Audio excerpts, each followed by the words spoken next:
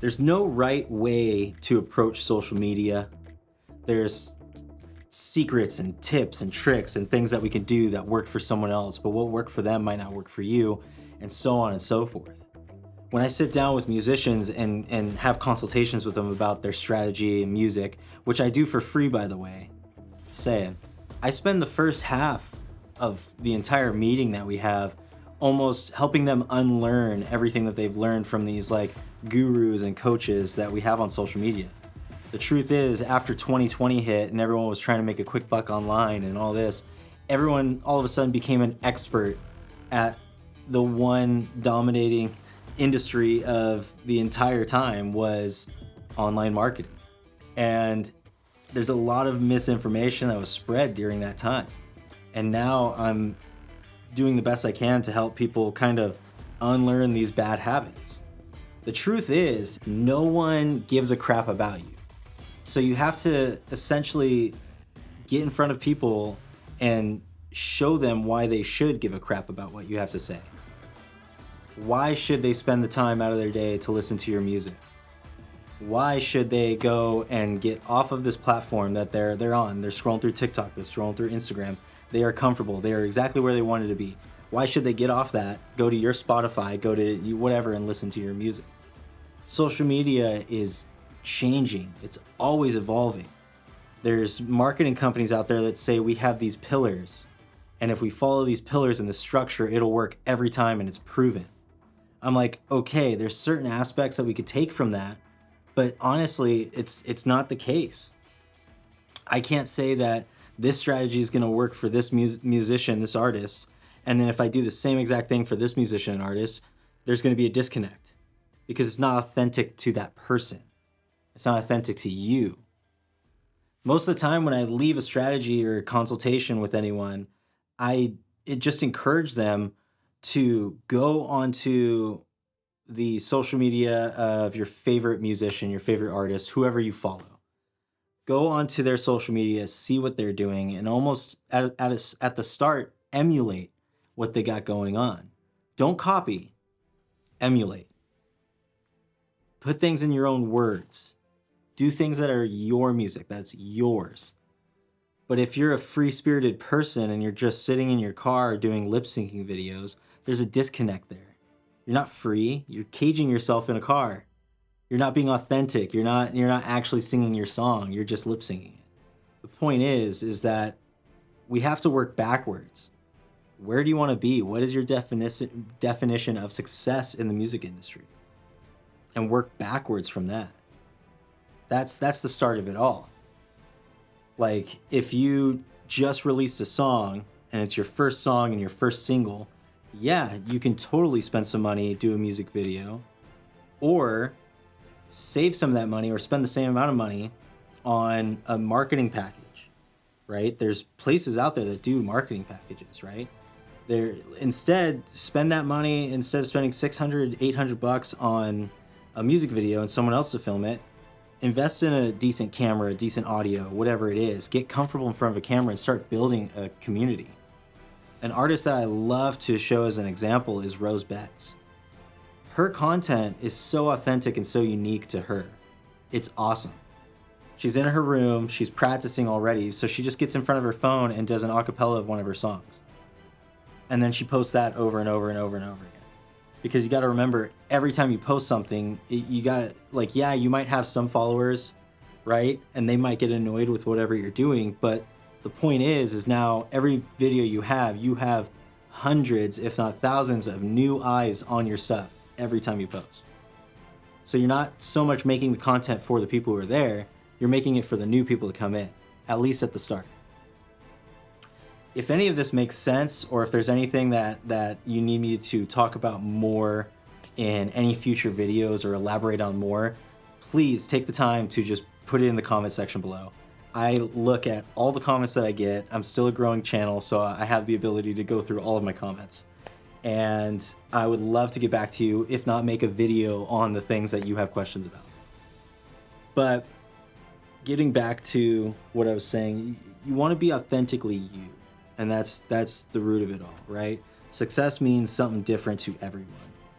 Success to me at the time when I was performing was, I want to get known by people, and I want people to know me and know my songs. So what I should have been doing was posting my songs, posting the catchy part of my songs, posting what we sound like, who we sound like.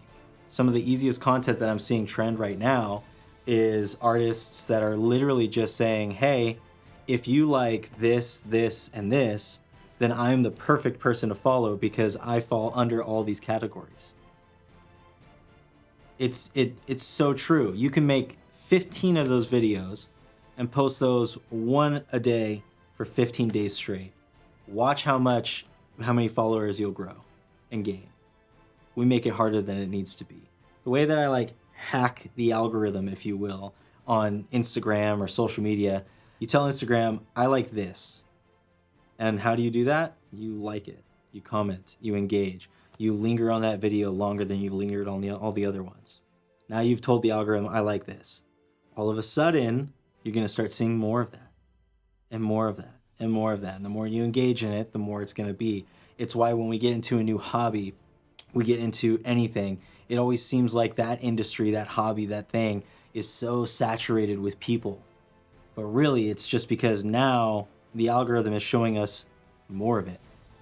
We are now becoming involved in these communities that we didn't know about before. It is literally that simple. So use that to your advantage. For me, I do marketing for musicians. I do videos for musicians. So I started engaging with musicians on Instagram. Now, every sponsored ad that I get on my stories, which seems like it's every story or every 2 stories, I'm getting a sponsored ad from musicians, which is awesome. If you guys are trying to book out a show, do something, please spend a little bit of money on ads on Instagram and so on and so forth, because they work. You see them. So as a musician, you can use that to your advantage, right? Engage with what you want to do. Promoters, labels, recording studios. Engage with their content. You'll start seeing more of it. They'll start seeing more of you. My point in all of everything that I'm saying is it's easier than we think, especially now, to promote your music and yourself every day. I mean, you're at band practice, you're practicing in your room, you're recording something. Pull out your phone, set it up, and just record something to the person. The best thing I can suggest is that when you're looking at your phone and recording something, record to the phone. Because on the other end of that phone is a single person trying to look for a connection, trying to find music that they like, trying to find their tribe or whatever it is. Right? They just want to connect with people. We all want to connect with people. And if you create content that you resonate with, that you like, that is true to you, your community will follow. Your fan base will follow. We get so wrapped up in trying to, that person's doing something there and it's working for them, I'm going to do that. Okay, cool, but is it authentic to you? Talked about it a little earlier, but the biggest thing that I say to most musicians and artists is if you don't have a fan base or a following or anything like that yet, it is the biggest ego move to do a music video when you release your first song or a song or an album. Don't waste your money on a music video. The funny thing is when I say this to musicians, it makes sense once I explain it. They'll ask me questions, well, why? Well, this. And then I explain it to them and they're like, that makes so much sense. The people that give me the hardest time about all of it isn't the musicians. It's the other videographers that are just trying to make money on these musicians because all they do is music videos. Now, I'm not saying a music video is bad. Music videos are fun. They're awesome. But the first thing you need to do is build a fan base, build a connection. Why should people watch your music video? They don't even know what your music is yet.